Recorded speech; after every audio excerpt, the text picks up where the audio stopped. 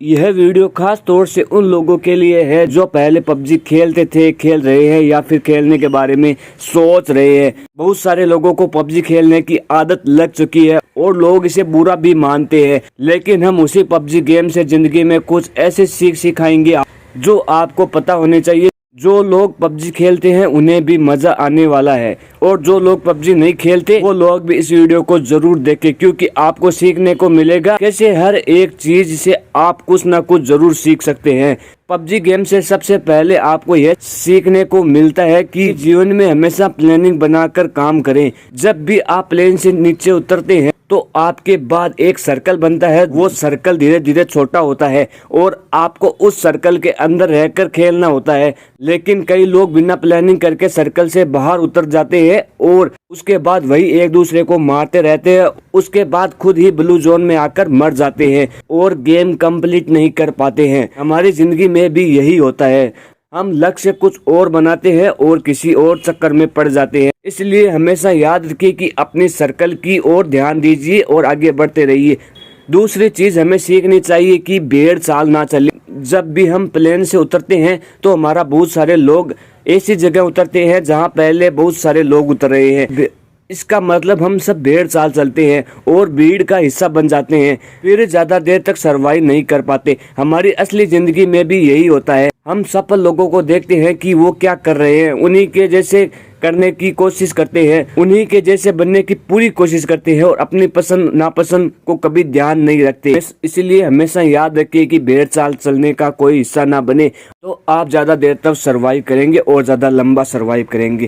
3 number point है, हमेशा साथ जरूरी सामान को रखें। असली सीख जो हमें पबजी से सीखने को मिलती है कि जीवन में हमेशा जरूरी सामान को अपने साथ रखें और फालतू कचरे को इकट्ठा ना करें। जब भी प्लान करके उतरते हैं, कई लोगों को आपने देखा होगा कि सिर्फ सामान के इकट्ठा करने लग जाते हैं, तो भी उन्हें सामने दिखती है वो उसे फटाफट उठाने लगते हैं। वो ये भी देखते हैं कि कौन सी चीज जरूरी है और कौन सी जरूरी नहीं है। कभी कभी तो लोग ऐसा भी करते हैं कि बंदूक कोई भी उठा ली और गोली कोई भी उठा ली जो उसमें लगने वाली नहीं है। अब इसी बात को अपनी जिंदगी से कनेक्ट कीजिए। दिन भर आप बहुत सारी वीडियोस देखते हैं, बहुत सारी बुक्स पढ़ते हैं और बहुत सारी चीजें सुनते हैं जो आपके लक्ष्य से बिल्कुल रिलेटेड नहीं करती, लेकिन दिन भर आप उन चीजों को अपने दिमाग में घुमाते जाते हैं। तो यहाँ हमें सीख मिलती है कि फालतू का कचरा इकट्ठा करने से अच्छा है कि जो चीज हमारे लक्ष्य में काम आए सिर्फ उसी चीजों को अपने दिमाग के पास।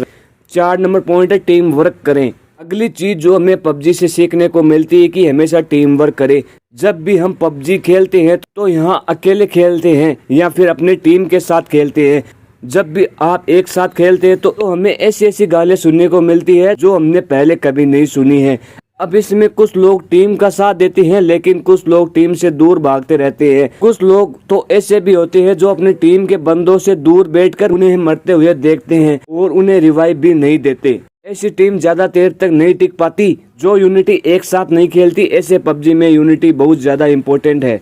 वैसे ही हमारे जीवन में टीम वर्क और यूनिटी का होना बहुत जरूरी है, नहीं तो कौन व्यक्ति आपको कब आके मार जाए आपको पता भी नहीं चलेगा। 5 नंबर पॉइंट है, कमजोर व्यक्तियों को साथ लेकर चले। अगली चीज हमें सीखने को मिलती है कि हमेशा कमजोर साथी को साथ लेकर चले। जब भी हम पबजी खेलते हैं तो हमारे साथ ऐसा कोई ना कोई व्यक्ति जरूर जुड़ जाता है जो नया होता है या जिसे ज्यादा खेलना नहीं आता, लेकिन हम उसका मजाक उड़ाते हैं। कभी कभी तो ऐसा भी होता है कि यदि 2 व्यक्ति वाली कोई कार मिली तो उसमें 2 व्यक्ति बैठकर उस पर निकल जाते हैं और एक व्यक्ति को पीछे छोड़ देते हैं। पबजी गेम में ऐसा करना चाहिए, ना ही अपने जीवन में ऐसा करना चाहिए। जो लोग कमजोर है उन्हें हमेशा अपने साथ लेकर आगे बढ़ना चाहिए। 6 नंबर पॉइंट है, आपके पास जो है उससे बेहतर परफॉर्म करें। अगली सीख जो आपके लिए बहुत ज्यादा इम्पोर्टेंट है, ज्यादा साधन जुटाने की अपेक्षा जो साधन आपके पास है उसमें बेहतर परफॉर्म करने की कोशिश करें। पबजी खेलते समय आपने एक बात बहुत ज्यादा नोटिस की होगी कि आप लोग ऐसे होते हैं जो सिर्फ सामान ढूंढते रहते हैं, उन गेम पर बिल्कुल ध्यान नहीं होता। वो जहाँ नहीं जाते सिर्फ और सिर्फ सामान ढूंढते रहते हैं।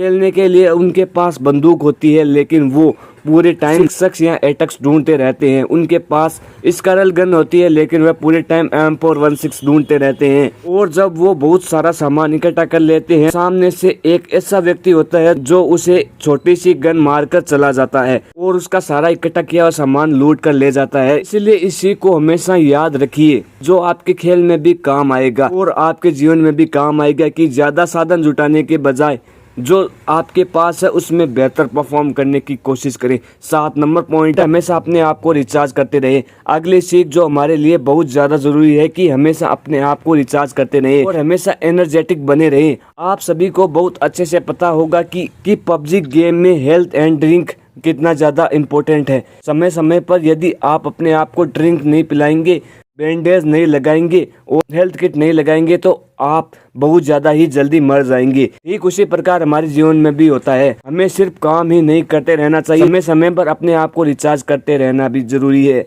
और अपने आप को फ्रेश रखना भी बहुत जरूरी है। 8 नंबर पॉइंट है, शत्रु को कमजोर ना समझे। अगली बहुत बड़ी सीख हमें मिलती है, शत्रु को कभी भी कमजोर ना समझे। जीवन में कभी भी आपको पता नहीं होता कि सामने वाला शत्रु कौन है, उसके पास कितने साधन है। और ऐसा ही हमारे पास पबजी में भी होता है कि उसके पास कौन सी गन है, उसके साथ कितने लोग हैं, उसके पास कितना हेल्थ है, ये सब आपको कभी भी पता नहीं होता। इसलिए आप दबंग बन के उसके सामने छाती चौड़ी करके मत जाइए, क्योंकि कई बार ऐसा भी होता है एक नया खिलाड़ी भी एक प्रो खिलाड़ी को मार के चला जाता है। कई बार हमारे जीवन में भी ऐसा ही होता है, हम अपने कंपटीटर को कमजोर मान लेते हैं, जो कि हमारे हार का बहुत बड़ा कारण होता है। इसलिए आप भी शत्रु को कमजोर ना समझे। 9 नंबर पॉइंट है, सही मौके का इंतजार करें। अगली सीख हमें यह मिलती है कि सही मौके का इंतजार करें। सभी लोगों ने ये बहुत बार सुना होगा कि मौके पे चौका लगाना, इसका मतलब क्या होता है। आप लोगों को सही मौके का इंतजार करना है। कई लोगों को आपने पबजी गेम में देखा होगा कि वो लोग खुले में घूमते रहते हैं कि और धड़ाधड़ गोलियां चलाते रहते हैं, लेकिन एक व्यक्ति दूर पर स्नाइपर लेके बैठा होता है और एक ही शॉट में उसका व्यक्ति को मार गिराता है। कई बार लोग आपको कहते हैं कि चुप करके क्यों बैठा है, सामने आकर खेल, लेकिन कई बार चुप बैठना सही मौके का इंतजार करना होता है। इसलिए आप हमेशा अपने जीवन में सही मौके का इंतजार करें और उसके बाद एक्शन ले। 10 नंबर पॉइंट है, जीवन का आनंद लो। और अंत में सबसे बड़ी सीख है, जो जीवन का एक सत्य भी है, जब भी आप मरेंगे तो आपके अपने लोग भी आपका सामान लूट कर ले जाएंगे। इसलिए जीते जीते लाइफ को पूरी तरह से एंजॉय कीजिए। जो भी साधन आपके पास उपलब्ध है उसका पूरा उपयोग कीजिए, क्योंकि मरने के बाद तो लुटेरे बैठे ही हैं। तो 10 सीखें आपको जरूर अच्छी लगी होगी। तो वीडियो अच्छी लगी तो वीडियो को लाइक कर देना, चैनल को सब्सक्राइब कर देना और मिलते हैं इसी वीडियो में। तब तक के लिए बाय बाय, धन्यवाद।